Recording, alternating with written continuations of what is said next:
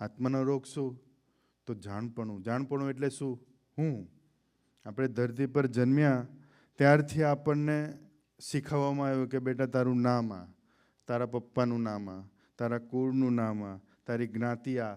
એ હું એટલો બધો મોટો થયો તો હવે એ જ્યારે જેમ જેમ વ્યક્તિ મોટો થાય એમ એનો હું બી મોટો થાય. ધરતી પર એક બધી જગ્યા તમને હું મોટો કરવાનું શીખવશે, પણ હું નાનો કરવો હશે ને તો આ એક જ જગ્યા છે, અહીંયા આવશે હું નાનો થશે. તમે કોલેજમાં જાઓ ત્યાંય તમે અસ્તિત્વ કેવી રીતે મોટું થાય એ શીખવશે. તમે ઘરે પપ્પા મમ્મી બી તમને શું કહેશે? બેટા ભણી ગણીને મોટો સાહેબ થજે. શું થશે? સાહેબ બનીને ડાઉન ટુ અર્થ રહેવાનું કોણ શીખવશે? સંત શીખવશે. એ આત્માનો રોગ છે હું, મારું અસ્તિત્વ.